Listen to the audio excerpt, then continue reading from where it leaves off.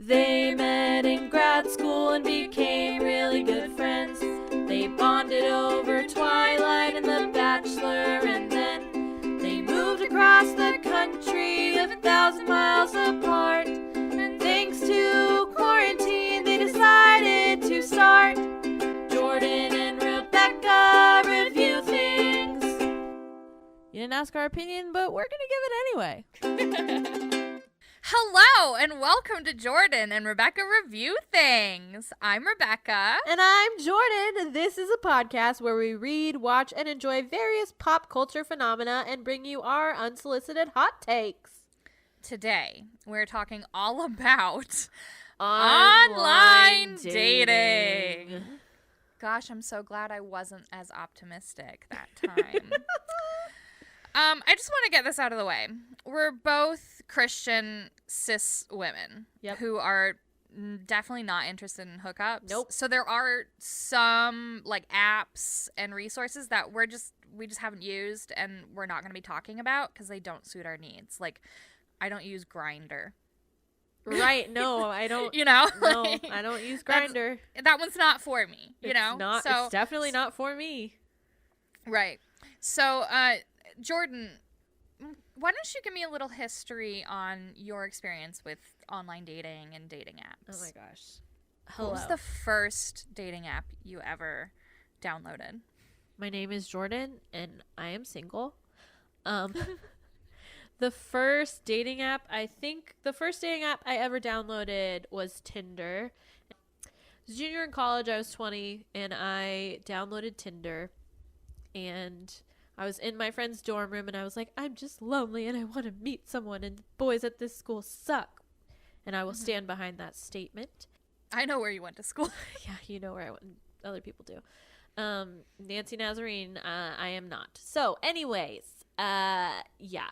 I started on Tinder and was like, this is really weird. I'm just looking at people's faces and swiping no because I'm not attracted to them, and I felt bad about that. Now I don't care. I'm so desensitized. I don't give a crap about it. Yeah, so that was my first one, was Tinder.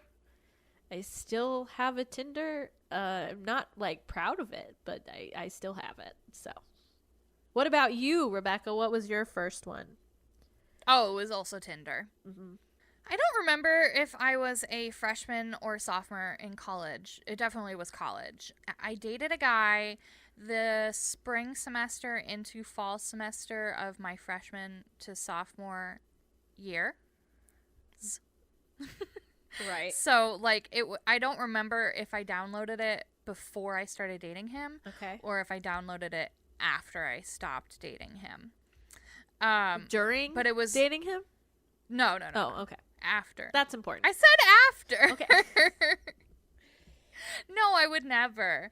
I think it was probably after we broke up, but I don't remember, to be honest. But it was Tinder. Tinder was the first, and then all of the others quickly ensued, right? It was like OkCupid, Bumble, Plenty of Fish, all the others. Hinge. I don't remember when all these came out, but like I remember I have downloaded a lot. I don't currently have a lot on my phone, though. No, I only have like 3 right now. I have Coffee Meets Bagel, I have Bumble, and I have Tinder. I have Bumble, and I have one called FTH, and I have no idea what it is. It says it's a new app for Christian singles. But when I tried to open it, it's asking me to sign in, so obviously I haven't used it in a while. What does it mean? I have no idea. The thing I liked about it is that you put in your denomination. Okay. So I could, like, swipe intentionally to find Catholic men. Okay. But I have absolutely no clue what FTH stands for. Same mission. Oh, it says it's pronounced faith. FTH. Faith. That's stupid. Yes. Anyway, so that I have that one, and I have Bumble on my phone. Which ones did you say you had on your phone? I have Bumble, Coffee Meets Bagel, and maybe I don't have Tinder. I think I delete Tinder every now and then because I'm ashamed. No, I have Tinder on my phone. Yeah. I'm rather proud of myself for not having downloaded Tinder in quite a while. I feel like I feel like I've moved past Tinder, but I definitely still have a profile on it somewhere. Yeah. Like, I haven't gone on and deleted it. Do we want to talk about some of our pet peeves on these sites? Yeah, let's go for Let's it. do it. Men who only post group pictures. Yep. If you have a group picture and I can't even tell who you are, I'm just going to swipe Also, left. if you only have a group picture. Like, if you have a group picture along with individual pictures of yourself, fine. I can see who you are and then I can see you in the group picture. Whatever. But if you only post group pictures, how dare you? Also, if all of your pictures are from 17 years ago, we have a problem. Get out of town. Get out. Take a selfie. Like, come on. Do you know how many times I take selfies to update these for you so that you can see current me? I've only gone out on a couple dates from dating apps. And the first time I went out with a guy, first of all, I had to ask him, which, I mean, I'm a fan. Whatever. That's another pet peeve of mine with online dating. Here's the thing. Like, we'd been talking for like 2 weeks straight, and we were really, I was really interested in him. He was really interested in me, but he wasn't doing anything. And I was getting frustrated, and I finally hit a wall and was like, well, then I'm just going to ask him out and see what happens. And we went and we saw a movie. And first of all, he bought tickets to the wrong time for the movie. And I had worked at that movie theater. So I was like, we just go to guest services and we switch it out. So I had to like lead him on that. He was not the same era of person that was in his profile picture. So time had passed. He was a lot shorter than I was led on to believe. And wait, so he lied about his height? No, I mean, not necessarily, but his pictures kind of. Oh, sure. I guess I never asked. He was shorter than I thought he would be, and he was shorter than me. He was about my height, and I'm already really short, so that's just kind of. That's my preference. Is I want to be with someone who's a little bit taller than me, because there are certain cupboards I can't reach. I think that's what women are sort of like conditioned to think too. A tall woman, like Jordan and I are not the same height. No. Despite what our Bitmojis might tell you. Yes. I am short. I'm 5'8". And I'm 5'2". Yeah, so you're short for a woman, and I am tall for a woman. And so I feel like it's got to be easier for you to find a guy that's taller than you. You would for me, think. You would think it would be easier. For me, I'm just sort of like, I don't want him to be shorter than me. Whatever. I have a friend who's like 6'2", and she married a guy who's like 5'11", and they're happy. Yeah. So, well, good for height them. does not equal happiness. It just feels like I'm short. I'm a short girl, and I just feel like it's not much to ask for someone who's just a little bit taller than me. But my experience with dating apps has proven not the case. Anyways, my pet peeve is when there's group pictures. If you say 420, I'm just gonna. Oh yeah, I'm totally done. Gone. I can't. I'm sorry. Do what you want with your life, but I don't want that. That's just a dating pet peeve. But yeah, honestly, I don't mind that they do that on their dating profiles because then I can swipe left. This is Don't gotta waste my time with them. If there's like multiple pictures with other girls, what are you trying to do? Are you trying to make me jealous? I don't know you. I'm gonna swipe left. Yeah. Sorry. Bye. If all of your pictures are of you partying, nope. Bye.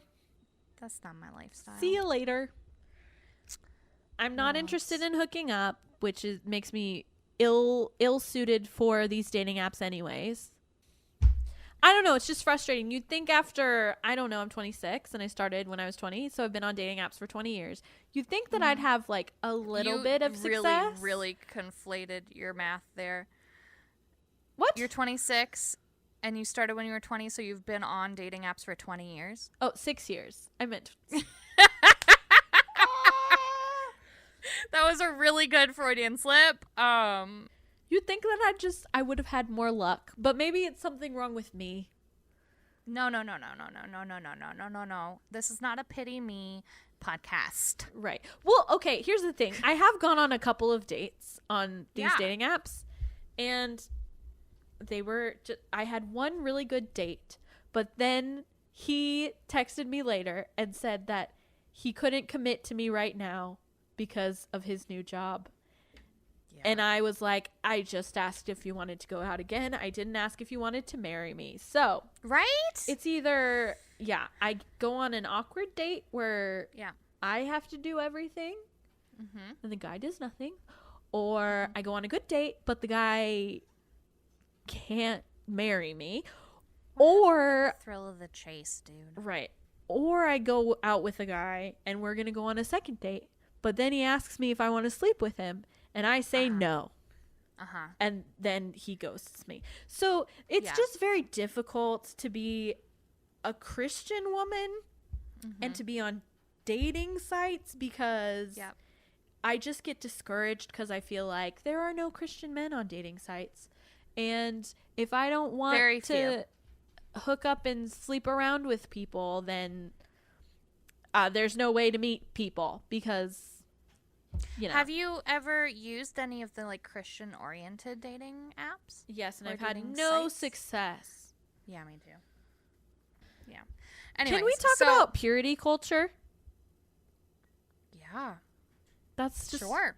I mean, we're I don't talking have a about huge- dating, right? Yeah. And we both grew up. Did you grow up in a Christian household? Yes or no? Yes. Okay. Yeah, I was raised Catholic. Like we were raised in a pretty modern parish. Yeah. I am more traditional now as like an adult. Uh-huh. But I was raised Catholic. Yeah. Right.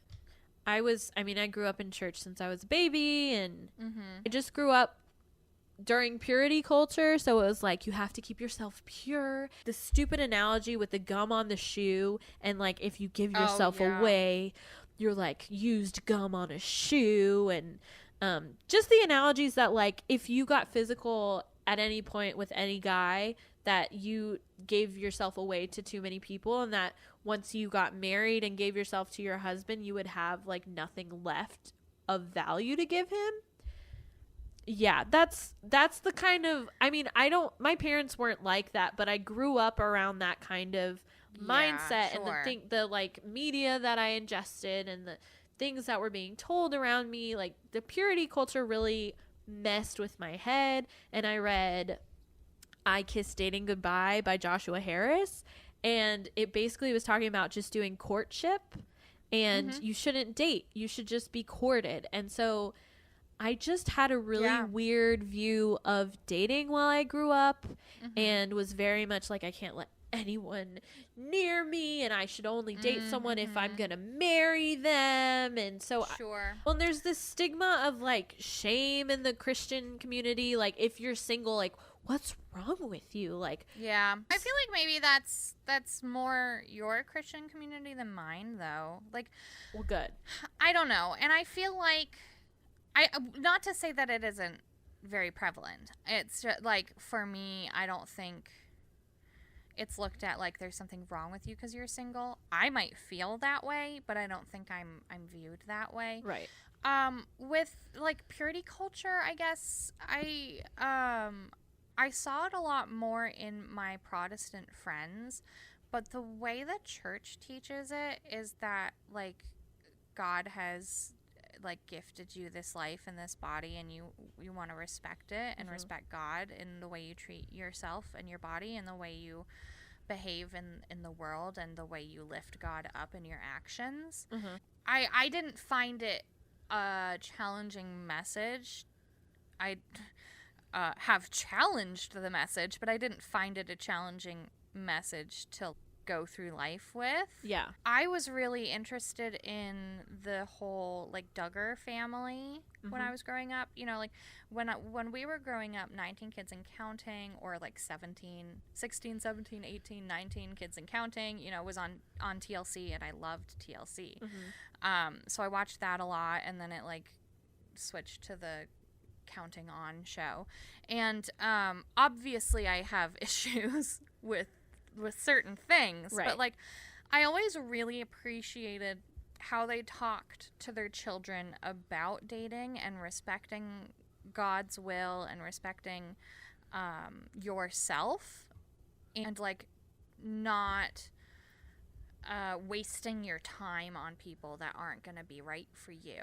And so the way I always saw courtship was like intentional dating, like dating with a purpose, intentional, like you both are saying, yes, my end goal is marriage, and I'm interested in you and want to get to know you to see whether marriage would be right for us. You know? Like, you're going into that with sort of like a defined relationship. Like, I was texting with a friend a while ago, and she was like, well, you just need to DTR. And I'm like, what is DTR? Apparently it means define the relationship. But the whole idea of like needing to define the relationship and trying to figure out what people's intentions are is really hard on dating apps, dating in general. Yeah. Like, it's really challenging to know, and it constantly feels like you're playing a game. Yeah. You're always like, you know, oh, I shouldn't text him back too much because then I'll seem needy. Or, oh, I have to wait for him to text me this time to prove that he's interested in me. Or, I asked him out last time, so he has to ask me out this time. Like, all of that, you're playing a game because you have no idea where you stand. And I think that's really unhealthy. Like, you need to... I think it's really important to define the relationship. And so I appreciate courtship as a very intentional definition of your relationship with each other. Right. Right. Well, I just grew up being afraid that I was going to screw stuff up if I started dating a guy or something like that, because I was going to give part of myself away and then there would be nothing left. But there's nothing. I have nothing. It's ridiculous. It's like, it just kind of it's kind of made me a little bit bitter, because I feel like it gave me a lot more anxiety than I needed growing up as a teenager, and I could have just been more accepting of myself and who I am, instead of like just being like, I like this boy, but I can't tell him, or I can't show him, or stuff like that. I don't know. And I always sort of felt like there's something wrong with me because I haven't found the person yet. Well, and I still sometimes feel like there's something wrong with me because I'm 26 and I had a relationship when I was 13. That's all I can say. I had this whole plan when I was a kid that I was gonna be married and have kids by 24. Wow. And I have failed past me. Like, as an adult now, you know, I'm almost 26, and like, I don't know. I've come to peace with it because I don't want to push for something just for the sake of having a relationship or getting married or having kids. Like, right. I view dating and like the person I choose to have a relationship with as like very intentional, and the way Catholics like view marriage is like, you are tying yourself to this soul, and then the two of you are working from there on to get each other to heaven. That is like a super hard thing to do, right? So you want to find the right person who is going to constantly wake up every morning and choose to love you and choose to get you to heaven and do everything that he can to get you to heaven. And likewise for myself, I want to find the person that I can wake up every morning and choose to love and work my darndest to get to heaven. So I don't want to waste my time just because I'm lonely. You know, like, I wrote in here like to talk about the loneliness phenomena, because that's what I call the cycle of deleting apps and then downloading them again and then being on them for a couple of months and then deleting them. But like, I do that, and I'm not saying I'm above loneliness. Like, I live on my own and it's a pandemic, and to be honest, I was pretty lonely before the pandemic, but but I don't think it's worth it to have a relationship that's not going to go anywhere. And that makes it really hard to date. That makes it really, really hard to find someone. Yeah, I mean, it can get really lonely, and especially when you're when you're determined, because I feel the same way. I don't want to waste my time with someone. I would like to find Yeah. someone who is also interested in getting to know me, to see if like we can have a relationship that's going to Yeah. move forward. And it's important for me to be with someone who shares my faith. And so it's just crappy to be a single Christian woman right now, Yeah. in my opinion. And the sharing of the faith, like when you look at apps for a second, like you put in what you're interested in, your sort of prerequisites, which a lot of the times on apps are age and distance from you. Yes. Right? So if my age window is 25 to 35 and my distance is like 300 miles, which where I live is pretty small. I live in the middle of nowhere. But like, you know, when I was in Nashville, I think my distance was like 50 or 100 miles or something.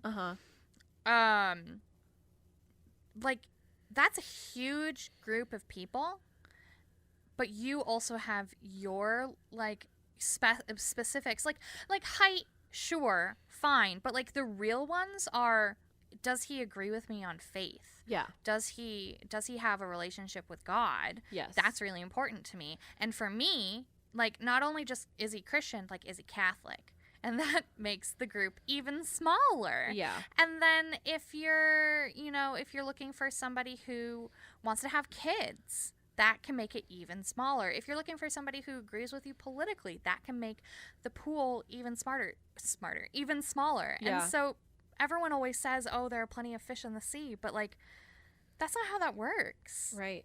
You can't just So pluck one out, because No.